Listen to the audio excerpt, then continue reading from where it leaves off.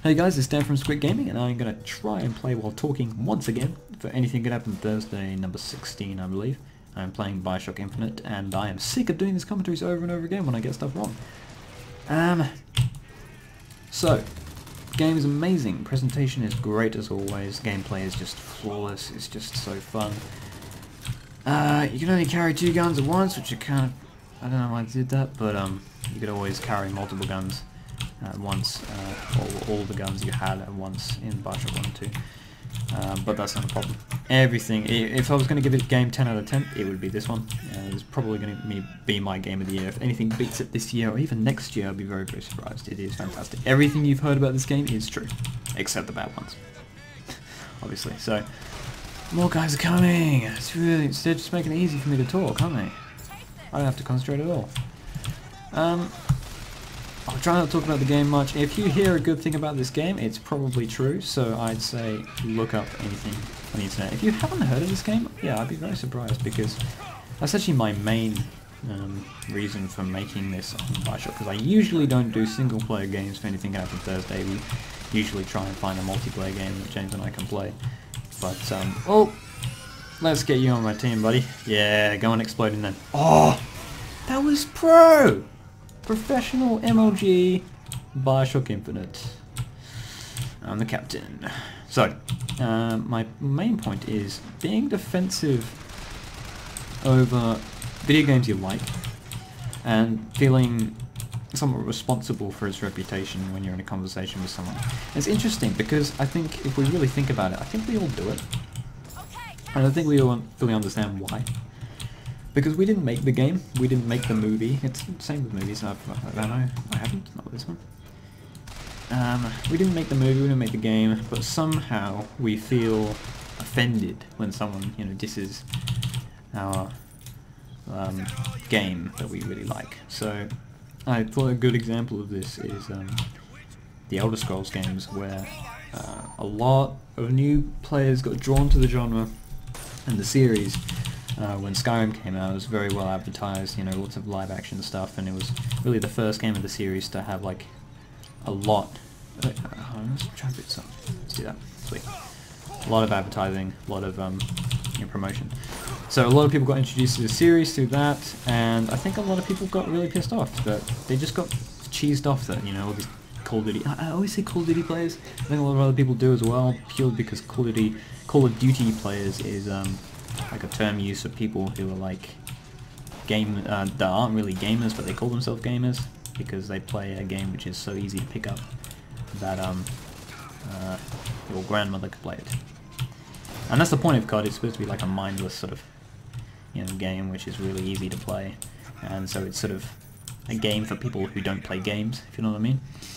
So I think that's why the term is used. I don't specifically dislike COD to an extent which I would say that bad people are COD players. It's just an easy to play game.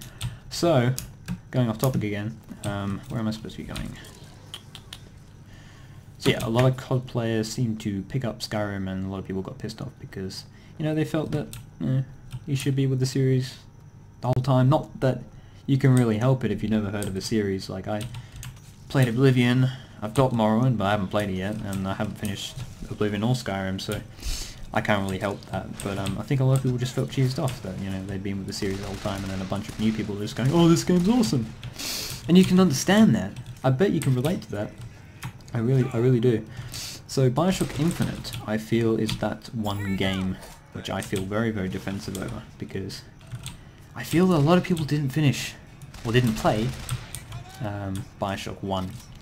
Now, I mean, there's obviously reasons for it, like, James has Bioshock 1, but he can't run it on his computer, and so therefore he can't play Bioshock 2, which he also has, because he hasn't finished 1. And so he decided to play Bioshock Infinite because it's completely unrelated to Rapture. To a certain extent, like, you can play it. I mean, there are links back, but I have finished the game, I finished it this morning. I can safely say that you will be able to play this game and understand it and work it out without playing the other two. So, you know, that's a reason why. But there was a lot of people who got this game and had never even attempted to play or even, you know, look up the first games, which I feel offended, you know, when people do that. That sounds really silly, but I reckon you can relate to that. The fact that, and this is actually a huge spoiler, not really actually. Probably should have said spoilers at the beginning. I tried to pick a level that didn't have any spoilers, but it's pretty obvious when you play this that this is going to happen. This is not actually the main boss or anything. It's not a main guy, it's just one of the small guys at the beginning, so me saying spoiler probably just made you freak out a little bit, but it's not. It's just one of those choice things, so I might put a little thing at the beginning of the video. Yeah, what was I saying? Bioshock Infinite being... So, should I spare him or kill him? Shit. What did I do? I spared him in the real game. Because in Bioshock you get better endings if you do nice things. But I don't think that was really different in ending this one. I'll kill him this time. Fuck it.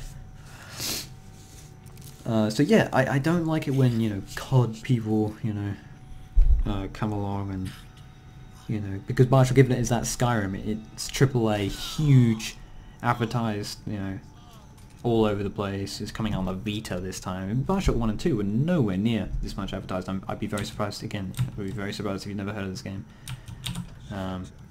So I don't know what it is, I just feel defensive about it. It's just like, oh, well, I played the first two, you probably should as well. The main thing about it is the fact that I don't understand why you would buy this game when you could easily just get the other two for like $20. No, not each. You could probably just borrow it off a friend who has it on the, you know, the Xbox or something. Because, you know, if you've never played in Rapture before, you'd get the same experience that, you know, you would in this one. Because the reason why this is so good is because it's such a new world. And you've never experienced Rapture before. That's amazing, I envy you. I want to go back to a point where I can play it for the first time, because when I played it for the first time I thought, this is amazing, and there's people there I should probably kill. Yeah! So this is actually the area where you get the shock jockey. You can see a lot of everything's being improved. These are vigors, like plasmids. It's like a trap thing. You have different abilities for the vigors, which is pretty cool. So yeah, this is the point of the game. It's pretty early in the game, and you get a lot more. Oh, actually, you get a few more vigors. I think it's like a full circle. And my favourite is actually bucking Bronco. I just think it sounds so cool when you do it.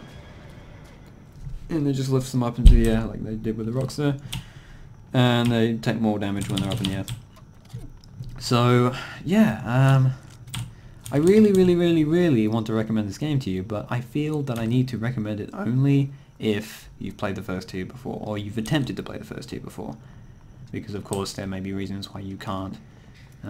But if you have the money to buy this game and you also have the computer to run Bioshock 1, then I highly recommend you do that, because it is such an amazing game. And unfortunately, this is the best game I've played for so long, since Dishonored. I absolutely love Dishonored, but it is so good that, and I still prefer the first game. I just love Rapture that much. And if anything could have changed my mind, it would have been this, and it still can't. So I don't think anything will ever change the fact that I like the first game more, because this is just fantastic. But so that's how much I think you should play the first one if you haven't already.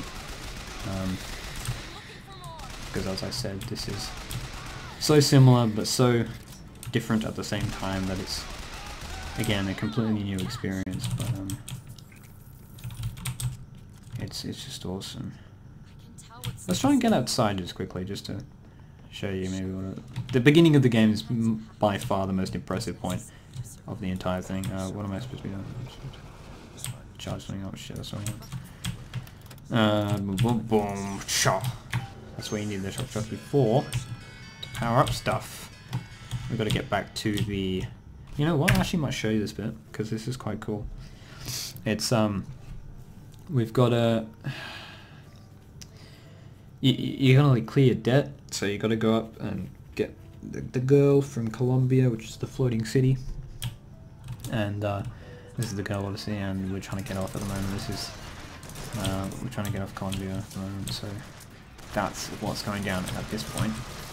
Actually, I probably won't share this bit, it's quite long, but it's quite a cool little piece. It's a great example of how the skyline and how the tears in the dimensions work into the gameplay. I know that sounds very like overwhelming, but it's fantastic. She can like make tears into dimensions like there. She can make a tear where there's a mosquito in another world, and she can make cover and ammo boxes and stuff. It's crazy. It's crazy. And she can also like chuck your health and salt, which is the thing that powers the diggers, and shield. You got a shield as well. Didn't even know there was going to be a shield in the game until I got it. And by far, you definitely will not be able to do as much as you want to do in your one playthrough. And I think this has the potential for many playthroughs. I'm definitely going to start it again on hard. I'm not sure if I said that already, but because I did the first playthrough on medium, and I didn't get to upgrade as much as I wanted to. I didn't get to. I'm sure there's stuff I probably missed, so I'm definitely going to go through it again and try and take my time a little bit more. I tried to do as best as I could, but it's difficult when you really want to know what's going to happen in the story. And this is the skyline, and this is me fighting more people. So I will go now, and hope you enjoyed the video and some of the stuff I said. Hopefully you can think about it, possibly relate to some of the things that I brought up there about being defensive over video games and movies and stuff you like. Let's try and make a tear there and get medical kits. And bam, bam, bam. Bam. Oh, I'm out of souls. No, I'm not. No, I'm not. There's the fire one, and you can hold that down, do stuff like that. So, thank you for watching, and I'll talk to you guys later.